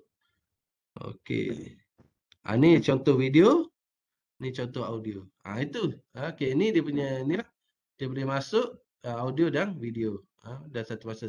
Satu masa tu dia pilih salah satu je. Tak boleh dua-dua. Kita dah control lah. Okey, itu contoh yang saya buat. Macam mana? Okey, kita take 5 dulu. Kalau ada something nak tanya, boleh tanya. Based on model yang saya develop tadi, dengan apa yang saya dah buat tu, macam mana kita boleh nampak hasil. Sebab tu saya kata kita kena come out dengan prototype dulu, baru mudah untuk kita pergi. Ataupun kita dah study problem dekat industri, dan kita develop, kita hantar balik dekat dia untuk tengok. Itu kaedah yang saya buat lah. Yang lebih mudah untuk kita get funding dan juga untuk komersialkan kat situ. Okey, saya stop dulu sharing untuk you bertanya sedikit kat situ. Okey, sambil-sambil tu boleh isi borang attendant lah kat situ. Ada dah beri dalam chat. Okey, ada soalan? Ketemu. Assalamualaikum, dengar ke? Salam, telah dengar. Okey. Sila. Ketemu, saya nak tanya sikit boleh tak? Boleh. Sebenarnya, kalau kita nak buat macam, okey, ketemu, macam pensyarah-pensyarah yang baru berjinak-jinak dalam dalam penghasilan R&D ni. Kan? Okey. Adakah kita untuk kita buat secara contract research dulu ataupun kita terus LOI dulu? Untuk menghasilkan Dr. Mus lah kan. Macam bermula kita approach kan, bila ada industri approach kita ni kan, kita kan akan macam, kita akan terkejut betul lah. Kan? Okey. Dia akan start dengan benda yang sikit-sikit dulu betul lah. Kan? Ya, betul. Tapi kadang-kadang tu benda tu macam alamak, yang ni melibatkan IP kita, betul tak? Okey, betul. So, kadang-kadang tu mereka ni lebih kepada, contohnya kalau dalam kosmetik ni macam, doktor boleh tak buat satu test berkenaan dengan test cytotoxicity. Okey. Memang untuk cytotox ni memang antara test yang dikehendaki lah untuk kosmetik kan antara test. Kan? Okey, betul. Diorang tu, Dr. Mus cadangkan untuk buat secara contract research dengan kita ataupun kita terus start NOI.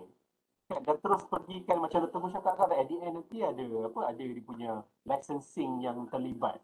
Kan? Okey. Masalah yang saya nampak, license fees tu untuk 10,000 tu agak tinggi lah Dr. Mus. Adakah itu yang ditetapkan oleh Myra? Tak. Itu adalah minimum Myra. Myra. Maksudnya kalau dia 10,000, you boleh letak 20,000, you boleh letak 30,000. Negotiation lah. Dengan maksudnya industri. Kalau kurang daripada itu adalah tidak apa kata. Tidak digalakkan lah sebab kita tak dapat apa-apa. Tak dapat benefit daripada kita buat. Maksudnya tidak dikira dalam Myra lah. Maksudnya begitulah. Syarikat yang saya deal ni, Dr. Mus pun tahu kan. Bila dia nampak 10,000 tu bagi dia macam Allah. Dia macam Allah tengah kopi-kopi Allah. Macam tu faham tak? So benda tu macam menyebabkan rasa macam aduh dah nak sign dah ni kan. Tapi tengok itu saya cakap saya pergi ke macam alamak kita pergi contact research lah kot kan. Contact research boleh lah kita commercialkan tapi kita akan jadi macam akan servis lah kan, kita akan selesaikan masa nak selesai. Betul ke Dr. Mus? Okey. Sebab tu Dr. Zul, saya mencadangkan cost licensing tu masuk dalam kita punya matching grant. Maksudnya syarikat tu dia bagi 20,000 kepada universiti dalam bentuk kata matching grant tadi kan. Di mana 10,000 tu termasuk dengan licensing fees. Itu another strategi yang kita nak membantu syarikat. Dia nak kerja kita, tapi kita tak naklah dia bagi dalam bentuk free. At least dia bagi something. Kita put on the agreement di mana 10,000 untuk kita buat kajian, 10,000 adalah licensing. Jadi dia bagi 20,000 tu adalah 20,000 termasuk dengan licensing fees.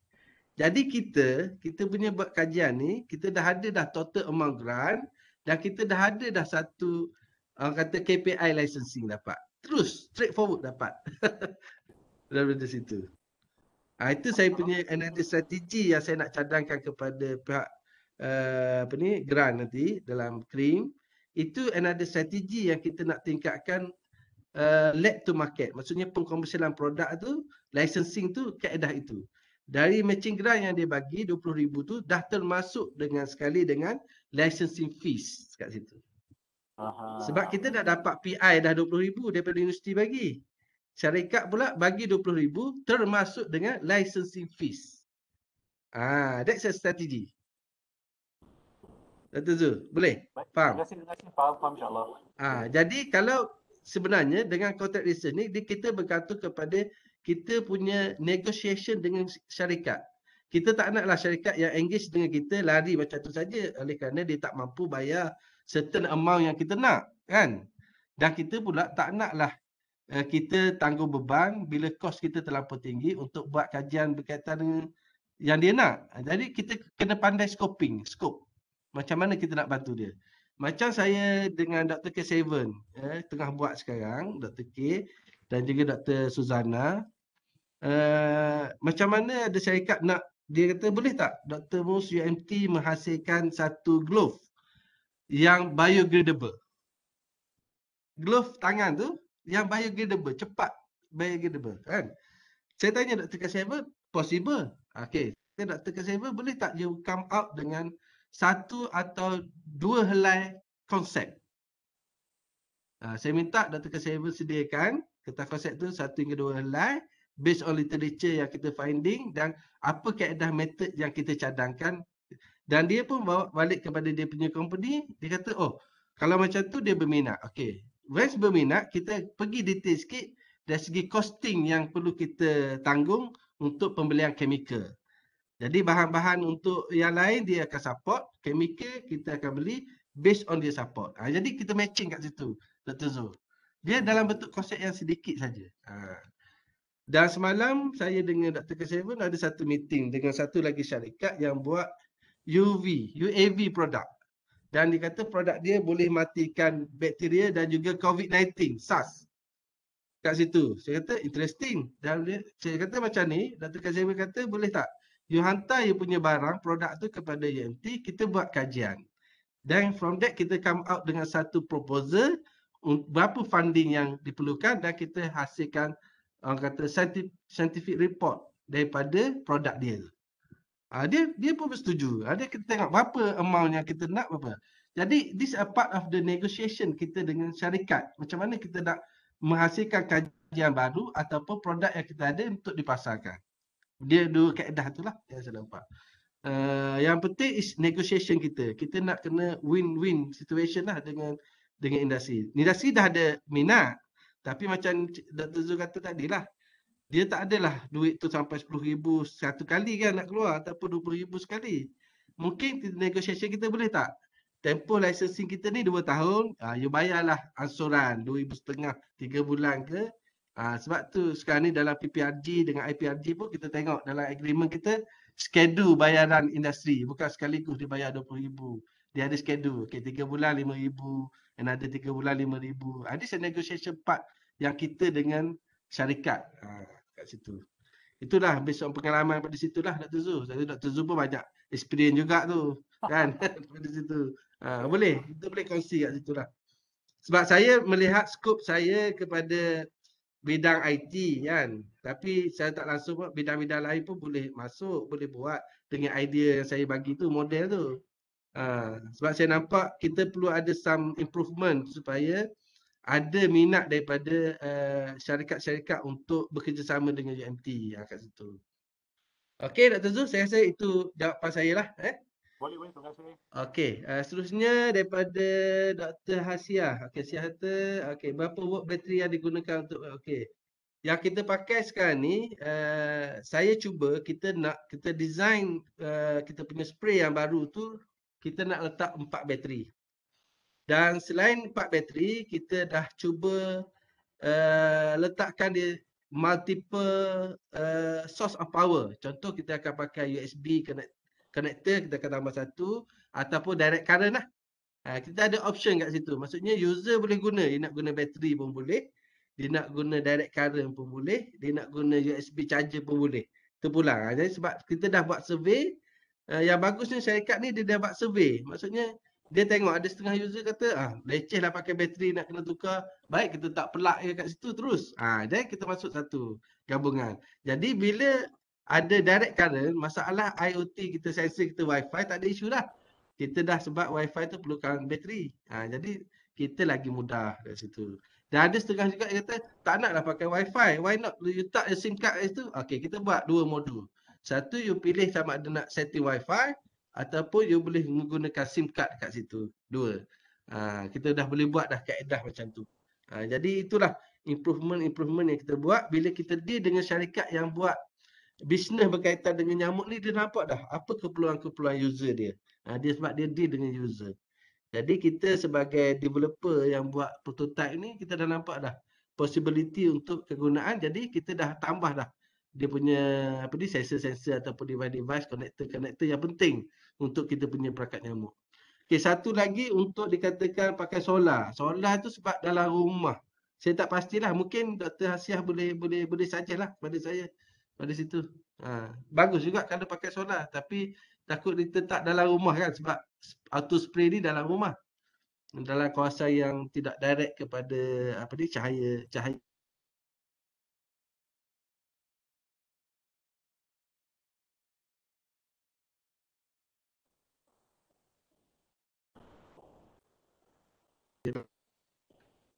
Kita dah boleh. Ada sedikit lagi slide untuk sambung. Ada lagi soalan? Saya open kalau ada. Ada satu soalan lagi daripada rakan-rakan semua. Okey, kalau tak ada, saya sambung Okey.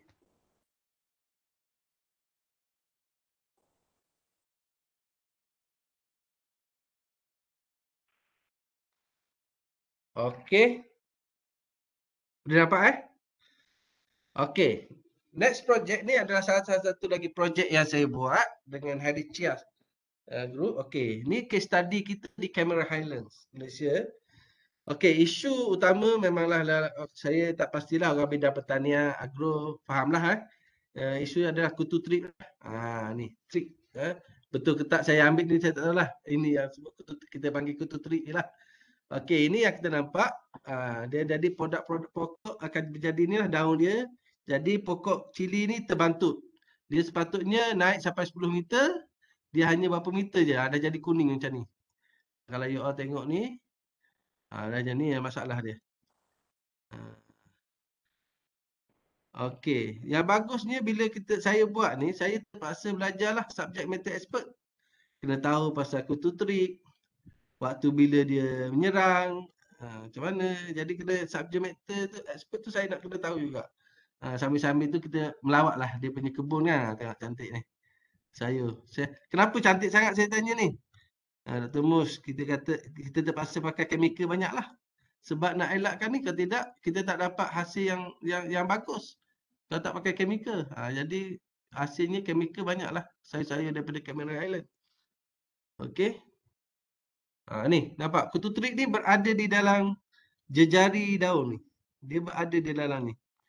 Kita tak nampak. Dia berada di celah-celah ni. Susah nak. Chemical pun tak kena. Sembuh pun tak kena masuk dalam ni. Okey. Mungkin orang agrotech lebih detail, lebih tahulah kat situ. Okey. Okey. Dia punya tu. Ni hasil.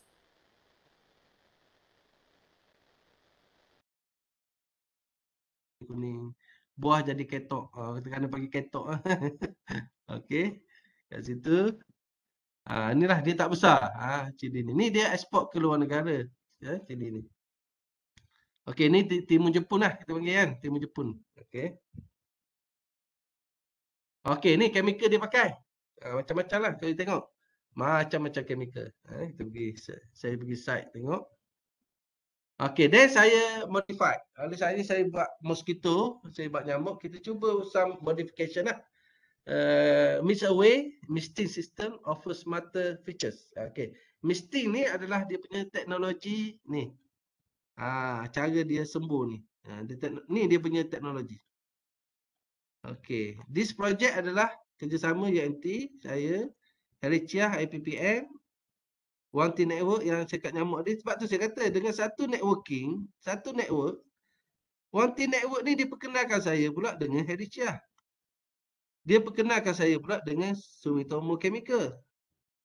Dia kenalkan saya pula dengan owner of kebun ni, farm di Cameron Highland. Nampak tak? Dengan satu network, kita dapat lagi network yang lebih besar. Kan, peluang. Sebab apa dia dapat? Dia trust. Dia dah percaya. Dengan hasil apa yang kita buat, dia dah dapat benefit, kita pun dapat benefit dan dia akan ajak rakan-rakan kenalan dia lain untuk berkolaborasi dengan UMT. Okay. Sumitomo Chemical pun kita ada network. Saya dah pergi melawat dia punya lab di Negeri Sembilan. Sumitomo. Okey, ni misting punya teknologi. Macam-macam lah. Saya tengok, saya buat kajian, tengok macam-macam dia punya teknologi semburan. Dan saya pun mencadangkan juga misting ni untuk COVID. Masa tu kan COVID-19 tu untuk apa ni, disinfection kan. Pakai sembuh kan, semua kan. Kita pun dah design jugalah benda tu. Dah ada buat. Okey. Okey, nozzle. Dia panggil nozzle innovation. Ni sepak cara nak sembuh, nak apa. Macam-macam lah. Ni satu kajian lah. Fundamental kat situ. Okey, saya pun pergi ladang lah. Okey, pagi. Dan ini adalah kawan saya invite juga kawan saya, ni Cik Makno, daripada Unimed, Universiti Malaysia Perlis. Sebab dia lebih kepada more on the hardware part. Dia lebih kepada hardware, saya lebih kepada software. Jadi kita collaborate lah, mana kepakaran kita tak ada, kita jemput rakan-rakan kita daripada universiti lain. Jadi rakan collaborator. Okey. Okey, ini kalau tengok ni adalah kelambu nyamuk. Kita gunakan juga kaedah sebab dimaklumkan oleh petani tu, dia kata kutu terik ni dia tidak terbang dengan sendiri, dia dibawa oleh angin. Jadi kita cuba juga buat kaedah. Kita ada satu kaedah macam ni, pakai jaring nyamuk ni. Yang ni special daripada Sumitomo. Sumitomo lah. Di mana bila kena je sini dia saraf dia akan rosak. Kalau nyamuk kena sini macam ada satu electric shock lah kat situ. Macam tu lah. Lebih kurang dia cerita lah. Okey. Ni kita buat, kita pasang. Okey. Dan kita come out this. Mesti ni kita boleh control menggunakan handphone. Kita boleh setting dan buat. Dan kita boleh pakai remote. Dan kita pasang. Ini teknologi daripada Jerman. Kita cuba apply kan benda tu. Saya do some configuration lah. Kita buat. Okey. Dan dia buat lah. Dia alat dia, software dia semualah. Ini yang kita pasang. Okey. Ini kebun besar lah. Okey. Ini teknologi yang saya kata tadi. Mosquito insect protection ni. Dia ada ni. Ada teknologi dia lah. Kalau boleh kaji. Ini daripada Sumitomo. Dia buat. Okey. Kita ambil. Dia panggil knockdown agent. Dia panggil. Kita boleh tengok.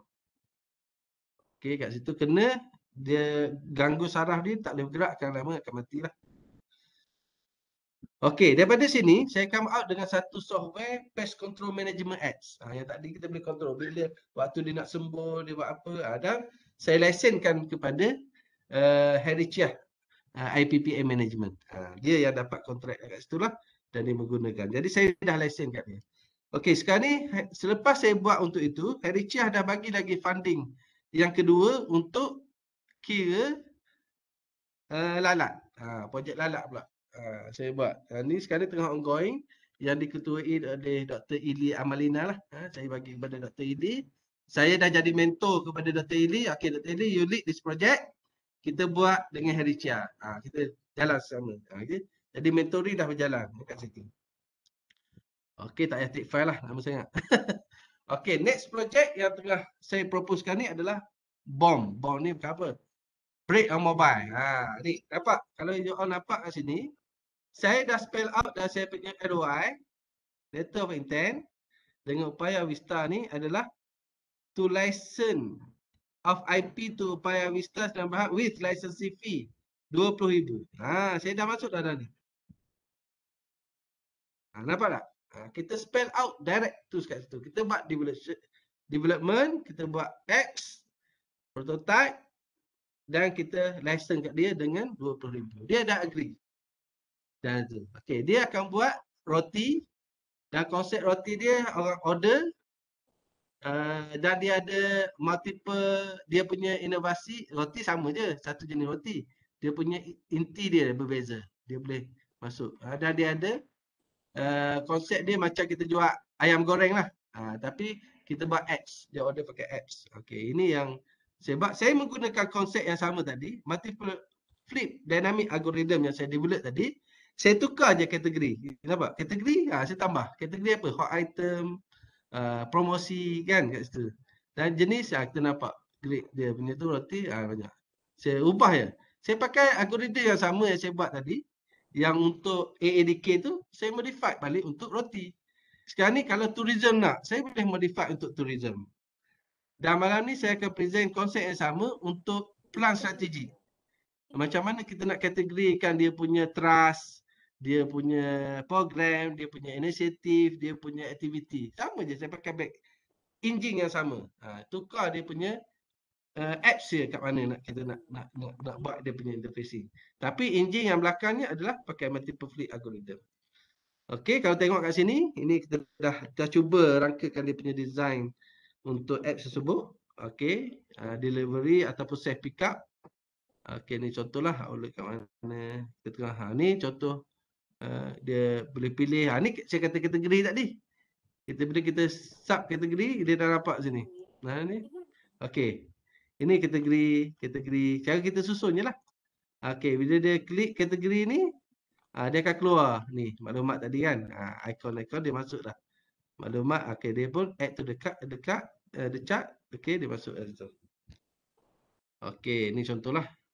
Ni baru konsep model lah. Baru nak mohon grant ni.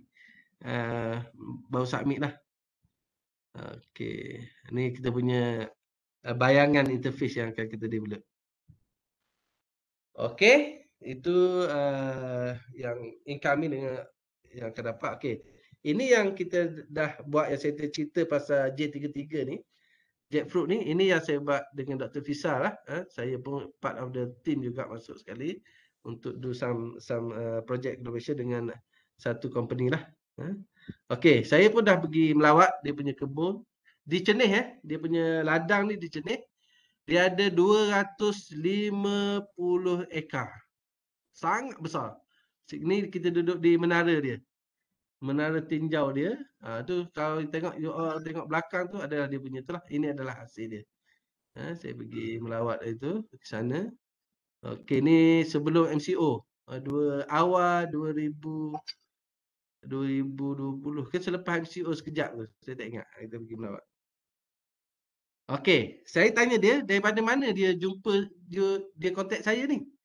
Dia kata dia ada baca paper saya. Ni Nangkom. Siapa kalau Dr. Zul pernah ingat lah. Zilmi, ni Nangkom, Nangka on Mobile. Ini tahun 2009. Sebelum saya pergi PhD. Ni. Paper saya publish. Journal of Basic Applied Sciences. Dia jumpa saya kat sini. Dia cari saya, contact, dia empty dia kata. Sebab saya dah buat, masa tu saya buat ni dah. Tajuk dah IAP 4.0 lah sebelum keluar lagi. Okey. Yang ni saya ingat saya present di mana saya tak ingat lah. Saya present the paper ni, hantar, dah masuk jurnal. Okey, daripada situlah dia contact saya dan from that kita dah introduce sedikit lah untuk IoT, untuk dia buat scheduling. Job scheduling tools untuk dia punya penanaman nangka. Ni dulu yang kita buat lah. Dulu pakai mobile base je. Kita akan buat yang barulah.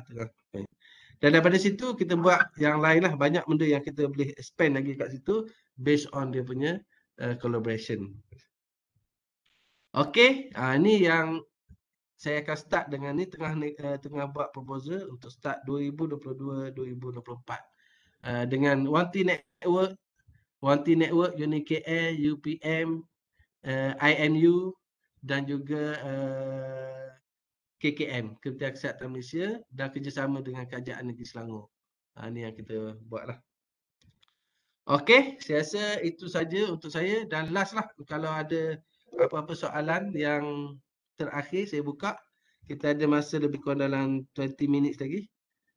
Okey, open kepada semua untuk bertanya lah. Okey, ada soalan?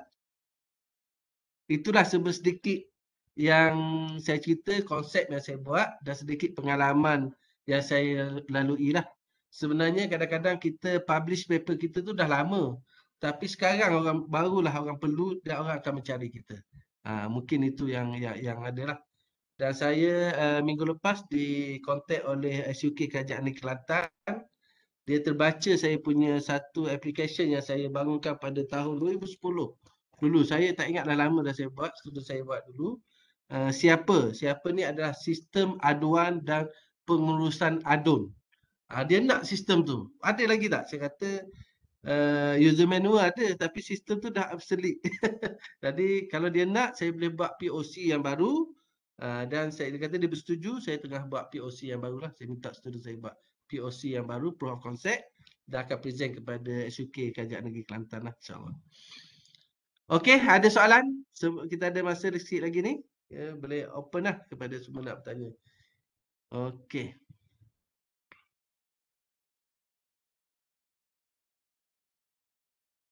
Salam Dr. Mus. Waalaikumsalam, ya. Saya Min Pau dari IMB. Okey. First tanyalah pada Dr. Mus sebab saya rasa banyak produk yang sangat amazing. Tapi macam saya sendiri sama dengan macam Dr. Siti Sofoko, kita orang tak berapa ada sangat produk. Tapi masa ada semangat lah nak contribute to the bahagian section E inovasi Myra ni. So kalau saya nampak mungkin untuk saya sendiri boleh macam kita hasilkan modul kan. Dan kita macam copyright kan ke, trademark kan ke, boleh tak Dr. Mus bagi sedikit nasihat atau pandangan ataupun cadangan macam mana kami boleh go towards that? Okey. Boleh. Terima kasih Dr. Terima kasih Dr. Mus. Okey, based on pengalaman saya lah yang sebenarnya saya handle untuk IP, pendaftaran IP di KRIM di RMIC. Dan sekarang ni Dr. Carol lah yang lead untuk tu sebab kita put dalam satu section tu supaya IP tu kita evaluate dan terus kita dapat pasarkan lah sama ada buat startup dan whatever. Okey, kalau based on pengalaman saya bila kita bangunkan modul pengajaran ataupun training. Okey.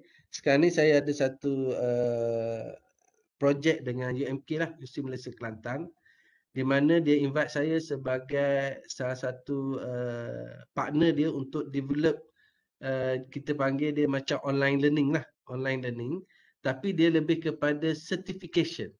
Certification maksudnya sekarang ni kalau ditengok dekat Human Resource Development, dia sentiasa ada kursus-kursus yang diberikan kepada pekerja-pekerja ataupun dia nak upscaling kemahiran di kalangan pekerja dia, syarikat swasta terutamanya yang membayar levy yang dibayar oleh syarikat lah kepada Kementerian Sumber Manusia setiap tahun. Dan dia kena habiskan levy ni kepada pembangunan staf, latihan dan sebagainya dalam tempoh 2 tahun. Jadi dia kena habis. Jadi banyak syarikat-syarikat servis provider ni, syarikat buat latihan Human Resource Development mencari modul-modul certification yang mana yang dia orang bayar dan kita certify. Jadi saya baru ni saya berbincang dengan iCrate UMT bawah Cik Rahaifi. Saya ada satu cadangan lah, saya dah buat dua latihan, satu yang saya cerita tadi lah, AR tu, Augmented Reality, dan juga IoT. Jadi saya rasa Dr. Tan boleh melihat itu, kita copyrightkan dia punya modul tu berkaitan dan ke mana channel kita untuk kita menjana pendapatan balik daripada situ. Kita boleh sediakan macam bekerjasama dengan iCreate lah. iCreate dia boleh cari orang kata trainer-trainer ataupun dengan UMT Jaya Holding.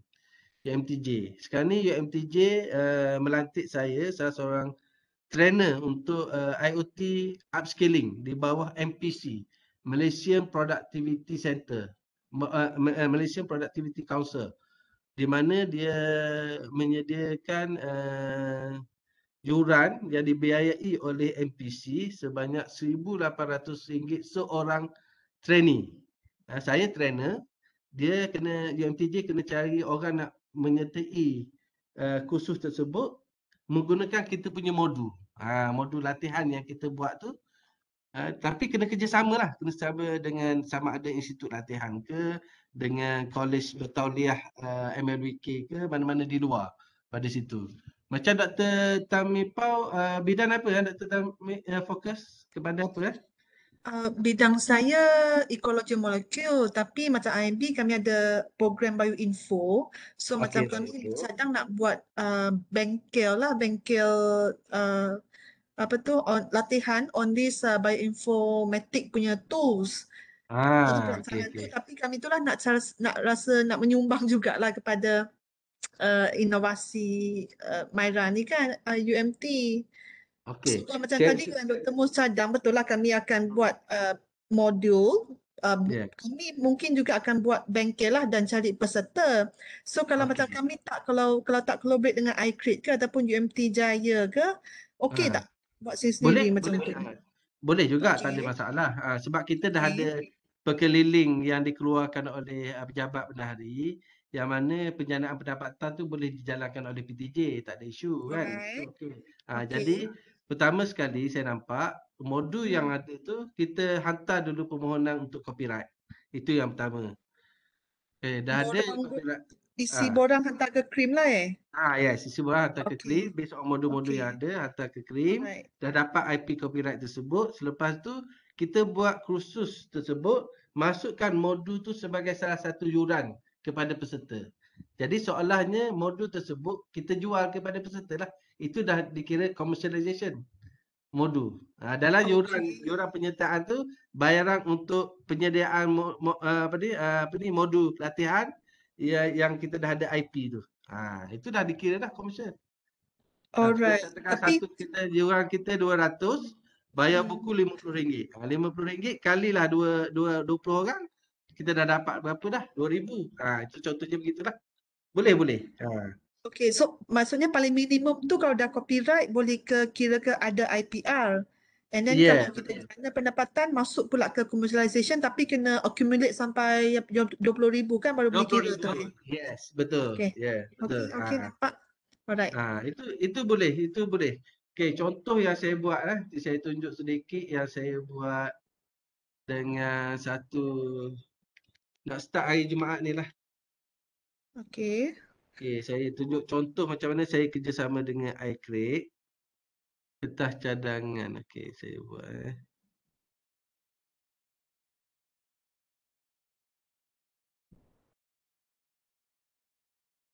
Okey, saya share.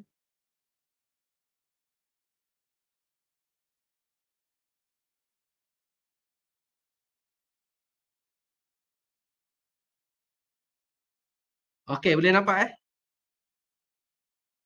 Okey. boleh. Ini contoh yang saya buat, kertas cadangan, penganjuran kursus jangka pendek, augmented reality dan Internet of Things bagi program bersama SST and Consultancy, Akademi Menerusi Mikro Ocean Enterprise. Okey. Ni buatlah, okey, jadi semua saya ni, okey, 2, tempoh kursus, ni. Dia adalah batch, dia ada 75 orang. Ada 8 hari, 6 hari, dia ada batch dia. Yuran dia adalah RM150 per pelajar per kursus. Okey. Contohlah, okey. Ini saya punya, ni kos dia. Dia punya content. Okey, sebenarnya ini kita boleh copyright lah kita punya ni. Cost deliver ni sebab kita buat kan. Okey. Okey, kita berapa? Okey. Ni dia punya schedule dia, berapa lama. Okey. Okey, dan saya pun dah terus berapa anggaran kos? Okey, pendapatan 75 kali ni okey 50 11,250. Penceramah bayar binaan modul. Okey. Kat sini saya masuk terus. Modul kita ni RM30 per kali 75 orang. Okey, 2,200 ni kan. Okey, kita dah masuk semua sekali dalam ni. Jadi yang modul ni kita dah buat. Kalau saya dah ada IP, ni dah income yang kita dapat 2,250 ni. Dah IP dah masuk dah dalam. Dan semua duit ni akan masuk kepada bendahari UMT dulu. Dan bendahari UMT akan bayarlah. Bayar kepada penceramah whatever lah kat sini. Ada kos dan anggaran keuntungan yang universiti dapat adalah RM1,125. Ni contoh yang kita buat lah. Jadi kita dah spell out kat situ. Jadi kalau Dr. Tamipau nak buat ni, masuk je terus. Maksudnya bayaran penyediaan modul dan kit latihan. Kalau nak spesifik lagi berkenaan dengan kursus ni, nama modul tu. Jadi modul tu kita dah IP, ni lah kita dah kira penjanaan pendapatan dah. 2,250. Tapi kalau nak besarkan lagi pendapat saya, ya besarkan sikit modul ni RM70 ke. Lagi nampak besar lah kan, ni kan. Untuk on the paper lah kat situ. Jadi ini adalah bukti yang kita boleh jadikan sebagai evidence dalam MyRA lah. Okey, faham. Kertas ni Dr. Mus hantar ke mana yang ni kertas ni? Saya hantar ke iCreate. Okey. Sebab saya buat terus dengan iCreate bawah dia. Jadi kita kerjasama dengan bendahari itulah sebab saya tak ada modal. Jadi saya letak dengan iCreate lah. Kalau iCreate boleh keluarkan modal dulu, dia keluar. Dia ambil lah. Yang 1,100 yang untung tu, dia ambil semua pun tak apa. Saya tak ada masalah. Dia bagi semualah kat dia kan. At least bahagian kita sebagai instruktor ni dah ada lah sikit kan. Contoh bahagian ni 6,000 dapat untuk penceramah cukup lah. Okey. Dia ada idea kat situ lah. Sebab Boleh share tak Dr. Mus yang your paper ni? Boleh. Tak ada masalah. Boleh je. Boleh share? Ni Okay. contoh saya. Boleh, ni contoh lah. Okay, thank you so much Dr. Mus for sharing. Sama, okay. Alright, thanks. Okay. Kalau nak tengok yang saya buat sedikit, ada sikit lah. Ada masa sikit lagi saya tunjukkan yang saya buat dengan UMK. Ada tak? Ada UMK. Okay, ini yang saya buat dengan UMK. Okay, ni transition. Ni kita buat development. Okay.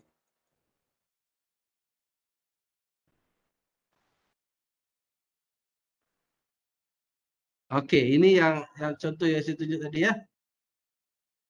Ni. Okay, ni model ya. Jadi SSTC Academy ni dapat dia punya fund daripada sini. Dia lantik MicroOcean. Tak nampak. Saya ingat kat I je, tak nampak. Saya share kejap. Saya share. Renovation bising sikit. Okay. Ini yang model yang saya buat lah. Jadi SSTC ni dia adalah start bertaliah. Dia akan cari funding, cari student dan dia outsource kepada MicroOcean. MicroOcean ni ada satu syarikat yang buat training untuk IoT dan juga ni lah. Dan MicroOcean cari saya juga sebagai partner untuk buat running dengan industri. Sebab kita nak pakai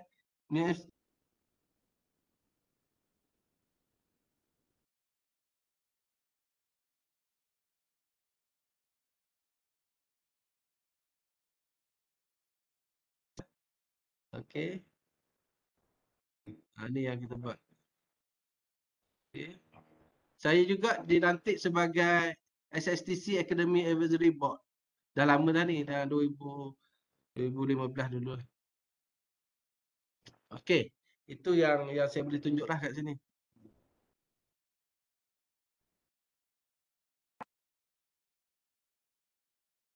Okey, kalau tak ada, saya rasa itu saja daripada saya. Terima kasih banyak-banyak.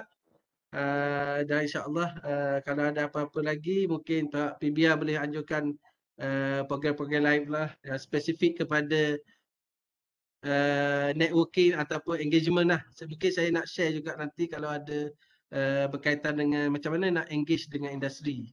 Itu pun boleh ceritalah pengalaman macam mana saya start engage satu company, kita pergi pada second company, third company, dan semua tu dah menjadi rakan kolaborasi kita dah. Dah jadi kawan baik dah dengan syarikat dan dia pun tak kedekut dah nak bagi funding untuk another project, insyaAllah. Jadi untuk grant research tu saya rasa untuk industri grant, untuk dapat 20,000 minimum untuk satu projek, saya rasa tidak jadi isu lah bagi saya setakat ni. Alhamdulillah lah. Okey, saya rasa itu saja. Terima kasih banyak-banyak kepada semua pihak penganjur dan saya ucapkan terima kasihlah kepada semua. Itu saja. Serah balik kepada Adila. Silakan Adila. Okey, Doktor. Assalamualaikum. Terima kasih, Doktor. Okey. Terima kasih Doktor di atas perkongsian yang menarik pada hari ini.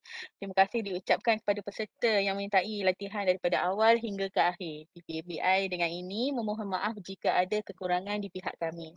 Terima kasih dan Assalamualaikum semua.